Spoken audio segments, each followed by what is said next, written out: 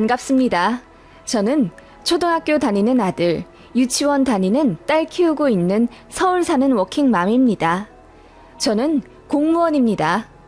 회사 다니다가 퇴사하고 공부해서 뒤늦게 붙은 케이스라 아직 호봉은 적지만 안정적인 직장에 다닌다는 만족감이 커요. 제가 공무원으로 진로를 바꾼 이유는 친정 아빠의 추천 때문입니다. 다니던 회사가 경영 악화로 부도가 나네 마네 하던 상황에 제가 많이 힘들어 했었는데 아빠가 학원비 대줄 테니 더 늦기 전에 공무원 시험 도전해보라 하시더군요. 아빠도 공무원으로 평생 일하시다 퇴직하셨는데 평소에도 늘 안정적인 직장을 강조하셨거든요. 아빠 서포트 받아 열심히 노력했고 결국 28살에 시험에 붙어 부녀가 같은 길을 걷게 되었답니다. 지금 남편은 제가 공무원 된 지 2년 정도 만에 만난 사람이고 전문직이에요. 의사나 약사 같은 소득이 많은 직종은 아니지만 성실하게 자기 목 다하는 자상하고 멋진 남자입니다. 그래서 이 사람이면 평생을 함께 해도 괜찮겠다는 생각이 들었고 또 빨리 가정을 꾸리고 싶었어요. 왜냐하면 저는 친정엄마가 일찍 돌아가셔서 안 계세요. 게다가 외동입니다. 아빠가 하나밖에 없는 딸, 사랑으로 관심으로 키워주셨지만 마음 한구석은 뭔가 늘 채워지지 않는 외로움이 있었어요. 그래서 빨리 가정을 꾸리고 싶었고 좋은 사람 만나면 결혼하고 싶다는 생각이 있었습니다. 남편은 생활력이 강하면서도 저에겐 늘 사랑을 많이 표현해주는 사람이라 같이 있으면 행복했어요. 그런 제 모습에 아빠도 마음을 놓으시며 결혼을 허락해 주셨죠. 시부모님도 저희 친정처럼 사정이 있습니다. 저희 친정은 사별이고 시댁은 이혼이었습니다. 시부모님은 남편 대학생 되자마자 이혼하셨고 누가 아이를 데려가고 말 것도 없이 남편도 대학 때문에 바로 독립해 나왔다고 하더군요. 시아버지는 사업하시던 분이셨는데 제 남편 대학 등록금까지 내주시고 그 이후부터는 알아서 하라 하셨대요. 나중에 알고 보니 아들 편으로 돈 주면 전 와이프한테 갈까봐 그러셨다던데 그게 맞는 것도 같아요. 저희 결혼할 때 갑자기 연락 와 5천만 원 해주셨거든요. 그것도 제 남편한테 준 게 아니라 제 통장으로 넣어주셨어요. 그때는 감사한 것보다 왜 아들이 아닌 며느리한테 주시는 걸까 싶었는데 나중에 알고 보니 다 납득할 만한 이유가 있더군요. 시부모님 두 분의 이혼 사유는 알고 보니 어머님의 사치였습니다. 가방, 옷 같은 건 물론이고 사업한다고 자꾸 아버님 돈을 가지고 가 몇천만 원씩 날리고 그러셨대요. 결코 사업을 하실 만한 능력이 없는데도 불구하고요. 나중에 아버님이 돈 한 푼 못 주겠다 하시니 어머님이 몰래 집 담보로 대출을 받으셨다고 하더군요. 그래서 폭발한 아버님이 이혼하자 하셨고 당시 고3이었던 제 남편이 성인이 되기만을 기다렸다가 이혼하신 거라고 들었어요. 저는 그냥 두 분의 성격 차이로 이혼하신 건 줄 알았는데 남편이 그 부분을 제대로 이야기 안 하고 결혼했더라고요. 미리 알았으면 결혼에 조금 더 심사숙고하지 않았을까 싶어서 후에 그 부분으로 부부싸움도 몇 번 했네요. 아무튼 아버님은 그 이후에 다른 분과 재혼해 새 가정 꾸리며 살고 계시고 남편이랑은 1년에 서너 번 연락해 만나고 있었어요. 어머님은 이혼하고 연애는 끊임없이 하셨지만 재혼은 안 하셨고 틈만 나면 전 남편인 제 시아버지에게 연락을 하신다고 들었습니다. 재결합을 원하시는 것 같은데 아버님은 절대 합칠 생각 없으세요. 새로 만난 배우자가 너무나도 사려 깊고 교양 있는 분이셔서 아버님이 새 시어머니를 정말 많이 사랑하시거든요. 그런데 어머님이 자꾸 전화해서 울고 다시 만나자 빌고 그러신다 하더라고요. 며느리가 두 분을 이어질 수 있게 해주는 매개체가 된다고 생각하시는지 네 시아버지한테 연락 좀 해서 넷이서 좀 만나자고 해봐. 앞으로는 명절에 네 시아버지 보고 니들 신혼집에 와서 하루 자라고 해라. 나도 니들 집에서 하루 자게. 라고 하셨어요. 결혼 후 첫 명절에는 저희는 아버님 댁, 어머님 댁 이렇게 따로따로 갔었거든요. 아버님은 하시던 사업 접고 새 시어머니와 함께 꾸린 단아한 주택집에서 정갈하고 소박하게 살고 계셨고 저희가 가면 인자한 미소로 맞아주셨어요. 남편이 새어머니를 아직 불편해해서 한 끼 이상 먹고 나온 적이 없는데 그래서 그런지 새 시어머님께서 정말 상다리 휘어지게 차려주시고 집에 갈 때도 두 손 가득 음식을 싸주세요. 그래서 시아버지 댁에 가면 저도 참 행복했습니다. 시어머니 댁은 경기도 18평짜리 아파트였고 구축이지만 어머님 명의 자가세요. 이혼할 때 아버님께서 마지막 배려라며 집을 해주신 데서 그대로 살고 계시는 거예요. 솔직히 어머님 댁은 별로 가고 싶은 생각이 안 듭니다. 일단 집이 너무 어지럽고 위생 상태도 심각하게 좋지 않아요. 화장실 물때는 기본이고 혼자 살아 신경 쓸 일 없다 생각하시는지 변기 청소도 거의 안 하시는 것 같더라고요. 음식물 쓰레기도 늘 싱크대 한쪽에 있어서 그냥 어머님 댁 가면 악취 때문에 비위가 상해요. 그래서 남편도 어머님 집 가는 걸 저한테 창피해 했고요. 그뿐만 아니라 저희 부부가 처음으로 어머님 집에 방문했을 때도 어머님은 장도 안 보셨더라고요. 물론 어머님께 대접받는 게 당연한 건 아니지만 아들네 첫 방문에 과일이라도 내어주시지 않나요? 근데 어머님은 정말 아무것도 준비 안 하셨더라고요. 그러더니 저더러 장바구니를 하나 휙 던져주며 올 때 마트 좀 갔다 오지 그랬어. 지금이라도 가서 찬거리 좀 사오너라. 나도 이제 며느리 생겼으니 며느리가 해주는 밥 좀 얻어먹어보자. 라고 하셔서 남편이 기겁하고 말렸네요. 그래서 그날 그냥 밖에서 밥 먹고 헤어졌는데 헤어지면서도 가관이었어요. 저희가 용돈을 드렸는데 그 자리에서 봉투를 열어보시더니 이게 10만 원? 둘이 맞벌인데 20만 원은 줘야지. 너무 짜게 군다. 하시며 화를 내시더라고요. 남편도 민망해하며 얼굴이 벌개지더군요. 나중에 알고 보니 남편은 학생 때부터 어머님이 돈 빌려달라 연락하시면 몇 번씩 돈 보내주며 살았더라고요. 어쩔 때는 알바비를 몽땅 시모에게 보내서 친구한테 돈 꺼서 생활한 적도 있다고 하더라고요. 조금 더 머리 커서는 그게 잘못되었다는 걸 깨닫고 더는 어머님께 돈을 드리지 않았다고 하더군요. 그런데 저희 결혼하고 나니 돈 버는 사람이 둘이나 있어 여유롭다 생각하셨는지 그렇게 대놓고 용돈을 요구하셨어요. 그런데 저도 눈이 있고 귀가 있고 뇌가 있으니 어머님이 결코 좋은 사람이 아니라는 걸 알겠더라고요. 처음엔 두 분 이혼하시고 아버님은 재혼해 행복하게 사시는데 어머님은 혼자 외로이 살고 계시니 어쩐지 같은 여자로서 딱하단 생각이 들었어요. 그래서 잘 해드리고 싶었는데 남편이 엄마한테 정을 별로 안 주고 살았던 이유가 이제야 납득이 가더라고요. 제 속도 모르고 어머님은 그저 며느리 생기니 신나서 매일 연락하시고 또 연락을 강요하시며 저와 친하게 지내려 하시더군요. 심지어 저희 신혼집도 몇 번 오시더니 방 하나만 내어주면 안 되겠냐 하시는 거예요. 제가 기겁해서 합가는 생각도 해본 적이 없다고 했더니 기분 나빠 하시더군요. 제가 단칼에 거절하지 않았더라면 어머님 성격에 계속 물고 늘어지고 조를 게 분명했습니다. 아무튼 결혼하고 나서 행복만 할 줄 알았는데 어머님 때문에 근심이 생기더군요. 남편은 원래 부모님이랑 왕래며 연락도 자주 하지 않던 사람이라 결혼하고 나서도 우리 부부끼리 잘 살 거라 생각했던 것 같아요. 그런데 어머님은 아들네가 결혼하자마자 저희한테, 아니 며느리한테 기대려 하시는 게 느껴졌어요. 어머님은 생활비를 위해 쭉 일을 하고 계셨지만 이렇다 할 직업은 없으셨어요.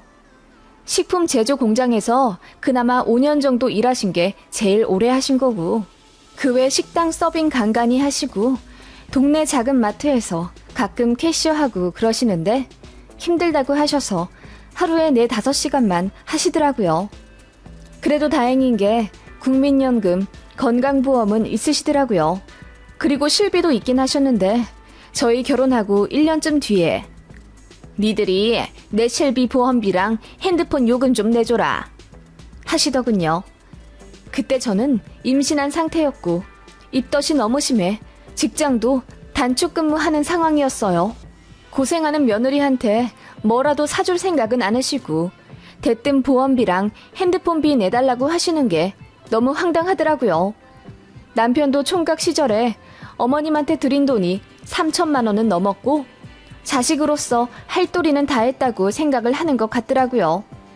그래서 그건 안 되겠다고 딱 잘라 말했더니 난리가 나더라고요. 울고 불면서 저한테 전화하고 저희 집이랑 어머님 집이랑 차로 1시간 정도 거리고 대중교통 이용하면 거의 2시간이 걸리는데 막차 타고 저희 동네 다짜고짜 오셨어요. 정말 환장하겠더라고요. 와서 저희한테 서운하다. 며느리 들어와서 새 가족 생긴 줄 알았는데 자길 이렇게 막대할 수 있냐 하시며 우시더라고요. 제가 임신 초기라 남편이 정말 많이 조심하고 배려해줬는데 어머님 때문에 이 사단이 나니 남편이 제게 참 많이 미안해했어요. 결국 타협본 것이 그럼 핸드폰 비라도 좀 내달라고 하시길래 그냥 알겠다고 했습니다. 대신 저희도 사정이 그리 넉넉치 않고 이제 곧 애도 태어나니 그 이상은 바라지 말라고 남편이 소리치듯 얘기하더라고요. 얼마나 질리고 질렸는지 저도 느껴질 정도였어요. 그렇게 저희는 매달 어머님 핸드폰비 내드리고 구정과 추석 그리고 어버이날이랑 생신 때는 50만 원씩 드리는 걸로 합의를 봤습니다. 어쩔 수가 없었어요. 어머님은 허리가 아프다, 머리가 아프다 하시며 정말 최소한의 생활비 버는 것 이상으로는 일을 안 하시려 해서 어느 정도 도와드릴 수밖에 없는 상황이더라고요. 그렇다고 크게 상심하진 않았어요. 어머님이 저희한테 돈 요구하시는 거 아시고 아버님이 대신 미안하다 하시며 저한테 잘 해주셨거든요. 그래서 얼굴 볼 때마다 제 손에 20에서 30만 원씩 쥐어주시고 저희 결혼 기념일도 챙겨주세요. 그렇게 제 생일과 결혼 기념일에 100만 원씩 총 200만 원 넣어주셨는데 아마 저희가 매년 어머님께 그 정도 돈 드리니 아버님께서 메꿔주려 하신 것 같아요. 모든 게 최악이진 않듯이 어머님 말고는 남편도 좋고 아버님네도 좋으니 그냥 긍정적으로 생각하고 아이들 낳아 키우며 남편이랑 오손도손 잘 지내고 있었습니다. 어머님과도 그렇게 나쁘진 않았는데 지금은 완전히 손절하고 연락도 안 하고 삽니다. 계기가 있어요. 이 얘기 부끄러워서 어디 가서 하지도 못했는데 익명의 힘을 빌어 한번 써봅니다. 애들 둘 다 어린이집 다니던 시절이었어요. 지금으로부터 5년 정도 전 일이네요. 친정아빠 생신이라 애들 데리고 친정에 갔지요. 시어머니도 제가 그 주에 친정 가는 걸 알고 계셨어요. 친정아빠 생신이 좀 기억에 남는 숫자라서 어머님도 알고 계셨거든요. 그렇게 친정에서 다 같이 모여 놀고 있는데 어머님이 영상통화를 하시더라고요. 참고로 어머님은 제가 친정에 가 있는 걸 알면 꼭 영상통화를 거시던 분이었어요. 손주들 보고 싶어서 걸었다고는 하지만 뒷 배경에 보이는 친정집을 보려고 거시는 것 같더라고요. 저희 큰애더러 핸드폰 가지고 안방 좀 가봐. 외아버지 집 좀 구경하자. 하시더라고요. 그리고 생전 챙기지도 않는 애들 끼니를 걱정하는 척하며 외할아버지 집에서 밥 뭐 먹는지 궁금하다 하시며 사진 찍어 달라 하시고 그랬어요. 부엌도 궁금하고 거실도 궁금하니 그렇게 요구를 하시더라고요. 아무튼 그날도 어머님이 영상통화를 거시길래 안 받을까 했는데 둘째가 바로 받더군요. 그때 첫째는 낙서를 하며 놀고 있었습니다. 한창 모 만화 영화에 빠져 있을 때라 아이가 만화 주인공을 그리더니 자랑하려고 핸드폰을 들어 어머님께 보여드리더라고요. 그런데 하필이면 낙서한 종이가 공무원 연금 관련된 책자였습니다. 공무원 연금 받으시는 분들은 알겠지만 매달 책자가 나오거든요. 저희 애가 그 잡지를 보여드리니 어머님이 그걸 빤히 보시더라고요. 그런데 며칠 뒤 저한테 어머님이 전화를 거시는 겁니다. 세아가 친정은 잘 다녀왔니? 네, 파티 해드리고 하루 자고 왔어요. 그래, 잘했구나. 바깥 사돈은 건강하시고? 그렇게 어머님은 생전 안 묻던 저희 친정아빠 안부를 챙기시더라고요. 그러더니 본론을 꺼내시더군요. 근데 저기 바깥 사돈분이 연금 받고 사시잖아. 쪼들리진 않고 뭐 먹을 건 다 사 먹고 사셔? 네, 그럼요. 한 달에 얼마 정도 들어오시니? 갑자기 훅 들어온 아빠 연금 얘기에 좀 당황스럽더라고요. 그래서 그냥 잘 모른다고 했습니다. 사실 알고 있어요. 200만 원 초중반 받고 계시거든요. 근데 어머님한테는 그냥 아무 말 안 하는 게 나을 것 같아서 모르쇠 일관했더니 어머님이 딸이 모르면 어떻게 하냐면서 다음에 가면 물어보라 하시더군요. 그 후로도 몇 번을 물어보시길래 모른다, 알고 싶지 않다고 했더니 그제야 제가 거짓말 하는 걸 눈치채셨는지 기분 나빠 하시더라고요. 나도 혼자잖아. 사돈도 혼자고. 그래서 어떻게 사시나 걱정도 되고 그래서 물어본 거야. 그게 숨길 이유 있니? 라더니 어머님이 갑자기 씩 웃으시며 사실 알고 있어. 최소 200만 원은 받으시지? 내가 인터넷으로 좀 찾아봤지. 네 친정아빠 어디 퇴직하신지 아는데 그 정도 아는 건 식은죽 먹기지. 그걸 뭐하러 숨기니? 라고 하시더군요. 그러더니 혼자 사시는데 밥은 항상 사드시냐? 옷 같은 건 자주 사시냐? 집이 작아라고 들었는데 아파트 관리비만 내고 사시는 거냐? 다른 대출은 없으시냐? 계속 캐물으시더라고요. 남자 혼자 생활하는데 뭐 돈이 많이 필요하실라고? 여자처럼 철마다 옷이 바뀌는 것도 아니고 화장을 하는 것도 아닌데 별로 안 드시겠지. 아, 여자친구랑 데이트하시느라 돈을 좀 쓰시려나? 네 친정아빠 연애하시는데 돈 좀 쓰시니? 그래서 그냥 모른다고 하고 도망치듯 자리를 피했습니다. 남편한테도 말했죠. 어머님이 갑자기 우리 친정아빠 경제 상황에 관심을 가지신다. 너무 무섭다고 했더니 남편도 본인 엄마 성격 알아서 그런지 더 힌트는 주지 말라고 하더군요. 그런데 정말 어이없는 일이 일어났습니다. 어머님이 저희 친정아빠 집으로 과일이며 반찬 같은 음식 택배를 보내기 시작하셨어요. 너무 황당하더라고요. 주소는 저희 결혼할 때 신부 쪽 청첩장 보고 친정 주소를 알아내셨더라고요. 친정아빠는 당황하셨지만 감사하다고 시어머니께 전화하신 모양이었고요. 그런데 사실 친정아빠는 여자친구분이 계세요. 그래서 그분이랑 식사도 하시고 또 그분이 반찬 같은 것도 냉장고에 넣어주고 그러시거든요. 거기다 아빠도 요리를 좀 하시는 타입이라 먹고 살 걱정이 전혀 없어서 시어머니가 그렇게 반찬 보내주시는 게 딱히 도움도 안 될 뿐더러 오히려 부담스러운 일이 되었죠. 그래서 아빠가 저더러 잘 말씀드려서 이제 우리 집에 뭐 안 보내셔도 된다고 해라. 돌려 기분 안 나쁘게 잘 말씀드려야 해. 라고 부탁하시더군요. 그래서 저도 시어머니한테 잘 얘기해드렸는데도 그 후로는 식품은 안 보내셨지만 한 달에 한두 번씩 별 시덥잖은 택배를 보내시더군요. 남자 러닝 세트, 대나무 방석, 죽 메이커 같은 거요.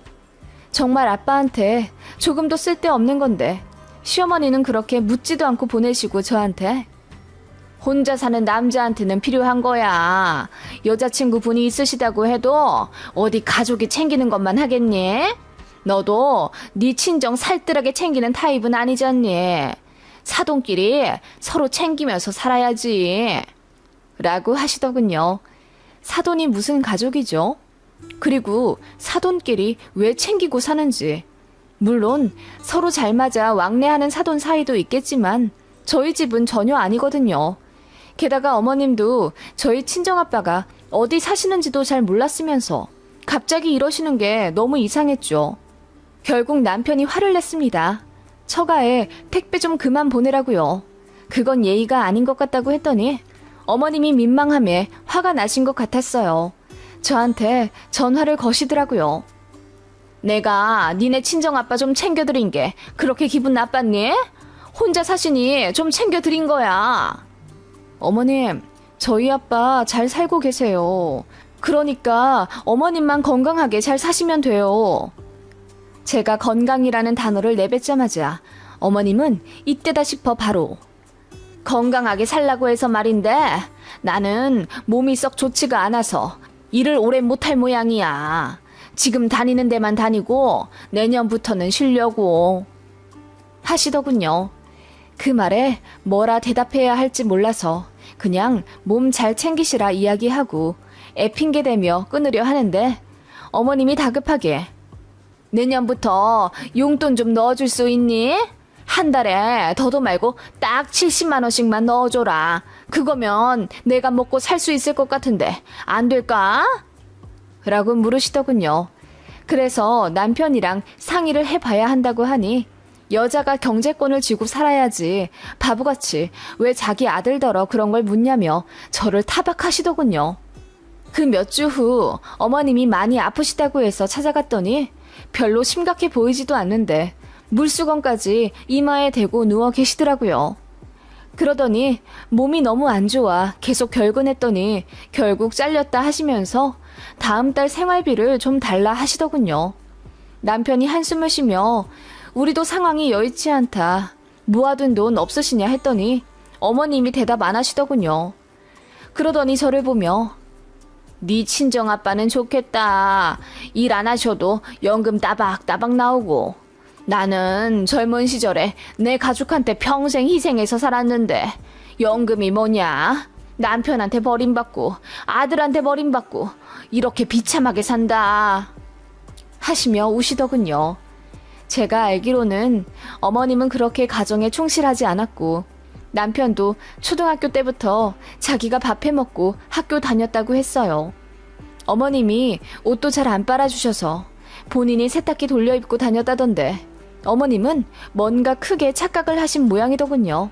그러더니 제 손을 잡으며 이러시더군요. 니들 형편이 많이 어렵니?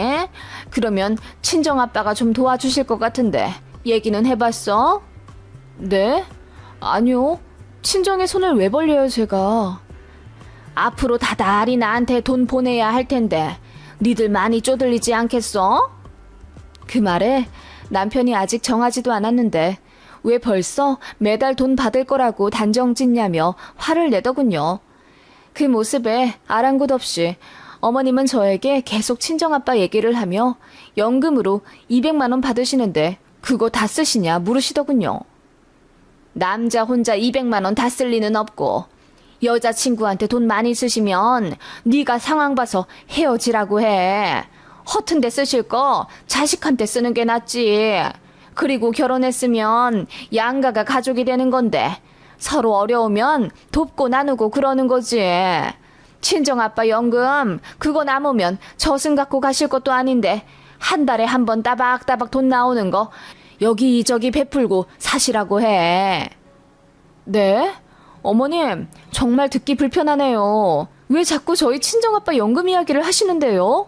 그거 그냥 아빠 돈이에요. 저도 관심 없는데 어머님이 왜 자꾸 관심을 가지세요? 그만하세요. 그동안 시어머니라 참았지 다른 사람 같았으면 벌써 안 참았어요. 제가 언성을 높이자 어머님도 기분이 나쁜 듯 넌 내가 불쌍하지도 않니? 아파서 일도 못하게 생겼는데 그럼 네 시애미 굶어 죽어야 시원하겠어? 내가 아들 놔두고 그럼 밖에 나가서 구걸이라도 하고 살아야겠어?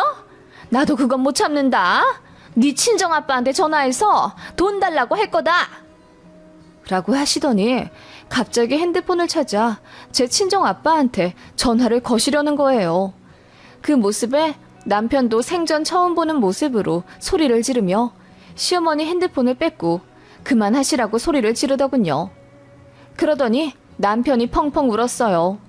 대체 나한테 왜 이러냐고 울부짖는 남편의 모습에 어머님도 놀라신 듯 한참 말씀이 없으시더군요. 그러다가 이내 어머님도 울면서 니들이 먼저 나 좀 챙겨주면 어디가 덧나니? 내가 꼭 그렇게 옆구리 찔러야 봐줄 거야? 니들은 젊고 둘이 벌잖니. 그러지 말고 나 좀 불쌍히 여겨주렴, 응? 이라고 하시더군요. 그 말에 남편도 평생 가슴에 묻어왔던 모든 울분을 다 터뜨렸어요. 세 식구 같이 살 적에 가족 케어 안 하고 밖에 돌아다니신 거, 돈 사고 계속 쳐서 집을 어렵게 만든 거, 그래서 결국 이혼하고 세 식구 뿔뿔이 흩어지게 만든 거, 알바하는 어린 아들한테 돈 달라고 계속 손 벌려서 3천만 원 넘게 받아간 거 전부 다 너무했고, 와이프 앞이라 참고 잘해드렸는데 이제 더 받을 생각 없다며 연을 끊자 하더라고요. 엄마 없는 걸로 생각하고 살겠다 하니 어머님 얼굴이 사색이 되더군요. 엄마, 그 성격 보면 아직 기력 팔팔한데 그 힘으로 일하세요. 진짜 자식한테 조금이라도 미안한 마음이 있다면 더는 그렇게 살지 마시라는 거예요. 남편이 그 마지막 한마디를 던지듯 내뱉고는 제 손을 잡고 일어나더군요. 그리고 다시는 어머님 뵈러 가지 않았습니다. 저도 어머님 전화를 차단했고 문자로 뭐라 하소연하시는 거 답장 안 했더니 1년 정도 후엔 아예 연락 없으시더군요. 그게 5년 전 일이에요. 제가 몰래 알아보기로는 어머님 어디 취직해 일하고 계시더라고요. 월 120만 원 정도 받으며 그렇게 업무 강도 높지 않은 곳에서 격일로 일하시는 것 같더라고요. 엄마라고 다 같은 엄마 아니고 아빠라고 다 같은 아빠 아니더라고요. 어른이라고 다 철드는 게 아니듯이요. 맞아요. 부모님 부양해야죠. 편찮으시면 당연히 돌봐드리고 사정 어려우시면 도와드리는 게 맞습니다. 하지만 저희 시어머니 같은 경우라면 당연히 라는 전제는 없는 것 같아요. 어디 사돈 연금까지 넘보나요? 정말 황당해서 아직까지도 헛웃음이 나온답니다. 그리고 어머님의 아들인 제 남편도 본인 엄마를 싫어하는데 저도 딱히 나서서 어머님께 잘해드리고 싶은 생각이 전혀 안 드네요. 이런 제가 너무한 건가요?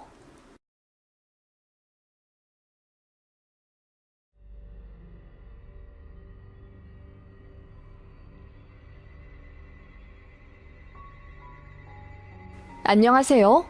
저는 30대 중반 돌싱이고 아이는 없습니다. 지금은 수원에 있는 한 오피스텔에 자가로 혼자 살고 있고 작지만 연수익 1억 이상은 내고 있는 유통사업 하고 있어요. 밖에선 제가 이혼했다는 사실을 먼저 이야기하지 않는데 친해진 사람들에게 오픈하게 되어 이혼 사유를 얘기하면 한결같이 다들 이혼 잘했다고 합니다. 저는 사업하는 사람들끼리 하는 동호회에서 만난 한 남자와 연애하다 결혼했습니다. 저랑 업종은 다르지만 말이 잘 통해서 몇 번 더 만나고 그러다 보니 자연스럽게 정이 싹 트더군요.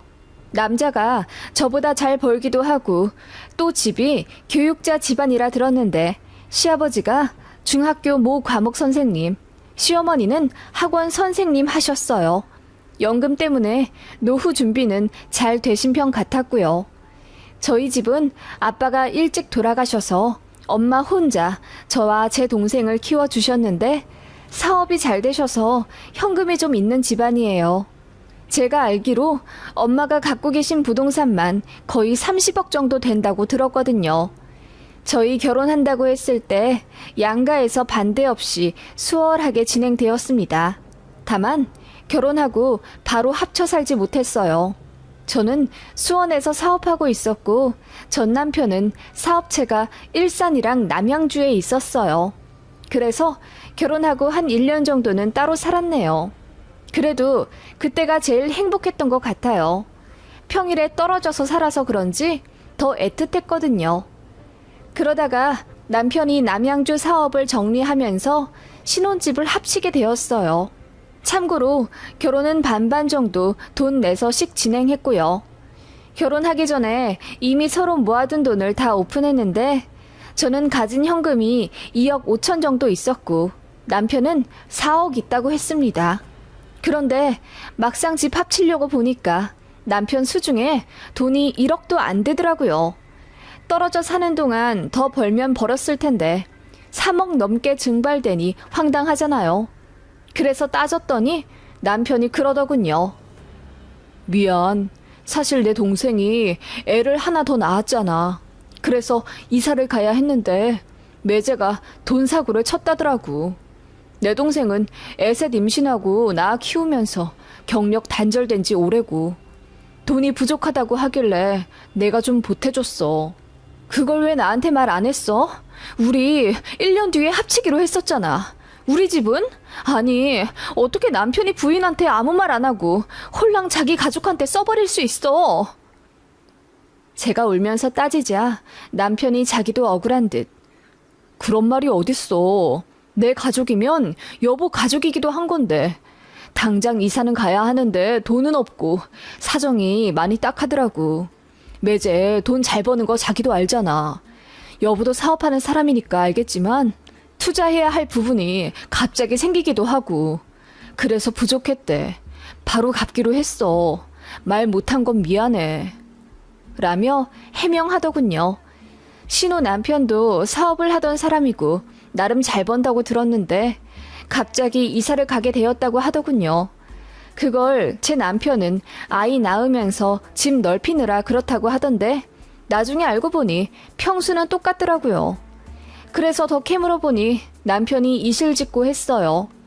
신호 남편 하던 사업이 망해서 추징이 들어왔고 살던 아파트 내놓아야 해서 어쩔 수 없이 이사를 가야 했다고 하더군요. 그래서 저 모르는 사이 시댁에서 가족회의가 열렸고 당장 현금 유통할 수 있는 제 남편이 신호한테 돈을 대줘 임시 방편으로 빌라를 해준 거였어요. 정말 황당했죠. 그걸 시어머니도 신호도 저한테 이야기하지 않은 거였어요. 제가 너무 열받아서 노발대발 화를 냈고 이럴 거면 이혼하자고 난리를 쳤더니 그때 시어머니가 저한테 찾아와 울며 비셨어요. 미안하다. 니들 신혼집에 들어갈 돈인 거 알았지만 우리 딸도 사정이 너무 딱해서 내가 좀 도와달라고 그랬다. 니들 돈 잘 벌잖니. 미안한데 한 번만 넘어가 주련. 사위더러 돈 꼭 갚으라고 할게. 그리고 나도 너한테 잘하마. 응? 그렇게 제 손 꼭 잡고 말씀하셨고 신우도 저한테 전화 걸어 미안하다고 사과하더라고요. 어차피 벌어진 일 뭐 어떻게 하겠어요. 제가 알아도 빌려줘야 했을 돈 같아서 그냥 넘어가기로 했습니다. 다만 남편 돈 관리는 제가 하기로 했죠. 그리고 따로 사는 걸 빨리 정리해야겠다 싶더라고요. 그래서 제가 모은 돈이랑 일부 대출받아서 아파트 알아보고 있으려니 친정엄마가 제 사정 아시고 도와주고 싶다 하시더군요. 안 그래도 결혼할 때 얼마 해주시겠다고 한 돈이 있는데 제가 괜찮다고 했거든요. 저희 부부끼리 부모님한테 손 안 벌리고 살자고 한 다짐이 있어서 양가에서 1원도 받지 않았어요. 그런데 집 문제가 걸리니 엄마가 도와주시겠다는 걸 차마 뿌리치지 못하겠더라고요. 그래서 친정엄마께서 아파트를 하나 해주셨습니다. 다만 제 명의로 하기로 했고 제 사업체 근처에다 마련해 주셨죠. 몰래 시댁에 돈 퍼준 김서방에 대한 나름 친정엄마의 복수였습니다. 신축 아파트인데다 브랜드라 커뮤니티 시설도 좋았어요. 롯데캐슬이었거든요. 친정엄마한테 어찌나 감사하던지요. 그 집에서 잘 살면서 행복한 가정 꾸리는 것이 최고의 효도라고 생각했습니다. 그런데 그 집으로 이사와 1년 반 만에 이혼을 하게 되었네요. 엄마는 이혼 잘했다고 칭찬하시지만 전 아직까지도 엄마한테 참 많이 죄송해요. 문제의 발단은 시댁에서 저희 집으로 집들이를 오면서부터였습니다. 신혼의 가족 5명, 시부모님 2분, 시이모네 가족까지 10명 정도가 저희 집에 오셨어요. 남편이랑 저랑 분주히 요리해 대접해드리고자 노력했네요. 시어머니가 저희 집 오자마자 눈이 휘둥그레해지며 세상에 이 집은 무슨 대궐 같다. 벽이 대리석이야? 조명도 어쩜 이리 화려한지. 라고 놀라시더라고요. 시아버지께서도 집 내부도 내부지만 주차장 같은 시설이 너무 좋더라며 이렇게 멋진 집 해주신 사부인께 참 감사드리고 면목 없다고 하시더군요. 그 말에 시어머니가 저 모르게 아버님 팔뚝을 살짝 꼬집으시더라고요. 안 보려고 했는데 보였어요. 그러면서 어머님이 아버님께 속삭이듯 말하는데 대강 미안하다는 말 그만하라는 뉘앙스였어요. 제 남편이 저 몰래 신우한테 돈 3억 넘게 해줬다가 난리 난 것에 대해 시댁에서는 처음에만 미안해했지 나중에는 아예 언급조차 없긴 하셨거든요. 그런데 어머님이 그렇게 나오니 좀 황당하더라고요. 미안하다고 이야기해주신 아버님한테 저는 오히려 감사했거든요. 아무튼 그렇게 집들이하고 나름 화기애애한 분위기로 식사를 하고 있는데 신우가 그러더라고요. 아, 나는 언제 이렇게 좋은 집에서 사나? 여보, 사업 잘 되어가고 있는 거 맞지? 우리 오빠랑 새언니가 사업하는 사람이니까 어려운 거 있으면 자문 좀 구해서 잘 해결해보고 라고 하길래 제가 무슨 일 있냐고 물었더니 신우가 그러더군요. 아니, 요새 잘 안 되는 것 같은데 저한테는 이야기를 안 하더라고요. 그 말에 남편이 걱정이 되는지 신우 남편에게 이것저것 물어보더라고요. 매출이며 사업 자금 유통 같은 거요. 그런데 생각보다 안 좋은 상황 같더라고요. 저도 사업하는 사람이라 얼핏 이야기만 들어도 신우 남편이 많이 힘든 상황 같았어요. 예전에 법 무시하고 진행했던 사업이 있었는데 그게 요즘 탈이 나서 문제가 되고 있는 듯 했어요. 저번에 신혼에 아파트 날린 것도 그거 수습하느라 그랬던 거였고요. 남편이 한숨 크게 쉬더군요. 시부모님도 좋은 마음으로 저희 집 집들이 왔다가 신혼의 사정 듣고 마음이 안 좋아지셨는지 표정이 침울해지셨고요. 그렇게 식사 대접해드리고 집으로 다 가신 이후에 남편이 여동생 걱정이 많이 되었는지 담배도 피우고 많이 착잡해 하더군요. 남편이 몰랐는데 가족에 대한 애착이 엄청 나더군요. 그리고 그렇게까지 효자인 줄은 몰랐는데 부모님 생각도 많이 하고 사는 아들 같았어요. 저 만날 때는 부모님한테 전화와도 그냥 수신거부 쿨하게 하고 집에도 잘 안 가길래 무심한 줄 알았거든요. 남편은 그 이후로 신우한테 금전적으로 도움을 주고 싶었는지 저한테 조카들 용돈 주자는 핑계로 적게는 10만 원, 많게는 100에서 200만 원씩도 타 가고 그랬어요. 아마 신우 남편이 생활비도 잘 못 주고 그러니 오빠된 입장에서 안타깝긴 하겠죠. 그런데 솔직히 남편 사업도 잘 되어가는 상황이 아니었어요. 의정부 사업체 정리하고 일상건만 운영하다가 뭐가 좀 잘 안 되었는지 그것도 정리를 하려고 했거든요. 그래서 저 있는 수원에서 다른 사업 알아보고 있는 상황이라 제가 번 돈으로 거의 생활비 쓰고 있었어요. 그리고 저도 매월 규칙적인 수입이 들어오는 게 아니라 한 건당 마진을 남는 그런 일이라 상황이 여의치 않으면 2개월 동안 수입이 0원일 때도 있었어요. 물론 분기당 2천에서 3천 정도 마진을 내긴 했지만요. 아무튼 그런 상황이라 제가 신우 쪽에 돈을 주는 입장이 되는 거예요. 이게 한두 달로 끝날 것도 아니고 신혼의 사업이 어떻게 일어날지 모르는데 마냥 퍼줄 수도 없는 상황이니 저도 나중엔 불만이 생기더군요. 언제까지 아가씨한테 퍼줄 거야. 돈 갚기는커녕 계속 우리가 주고 있잖아. 그 말에 남편이 더 서운해 하더군요. 제가 너무 정이 없대요. 그리고 신혼애가 나중에 더 잘 살게 되면 우리한테 도움을 줄지도 모르는 일 아니냐 하더군요. 모르겠더라고요. 신혼 남편이 그렇게 영리하게 사업을 꾸려가는 것도 아니었고요. 더 황당한 건 아기 갖는 문제였어요. 저는 빨리 이세를 갖고 싶었습니다. 일단 결혼도 딱 30에 한 상황이었고 제 주변은 이미 유치원생 자식이 있는 친구도 있었어요.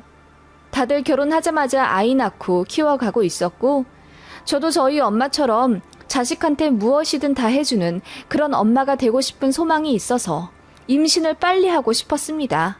그런데 남편이 딩크하자 하더군요. 결혼 전에는 둘 낳자, 셋 낳자 하던 인간이 말이에요. 왜 그러냐 했더니 신혼에 셋 낳아 아둥바둥 키우고 있는 거 보니 마음이 바뀌었대요. 아이 낳으면 하고 싶은 거 못하고 살 텐데 너무 답답하겠다 하더군요. 그러면서 지 조카한테는 어떻게든 다 퍼주려고 하던 사람이었습니다. 자기 수입은 없으면서 조카들 만나면 어떻게든 돈 더 주려고 자동차 글로브 박스까지 뒤져가면서 10,000원, 50,000원 꾸깃꾸깃 찾아 쥐어주더군요. 조카들한테 성심성의껏 놀아주기도 하고요. 땀을 뻘뻘 흘리며 깔깔 웃고 놀아주는 사람인데 정작 본인 아기는 낳기 싫다니 이해가 안 가더군요. 아무튼 남편과의 이세 문제도 향후 이혼 사유가 되긴 했었죠. 그치만 결정적인 건 바로 시어머니였습니다. 시모가 일전에 저희 집들이 할 때 와서 저희 집이 좋다고 감탄하고 갔다고 했잖아요.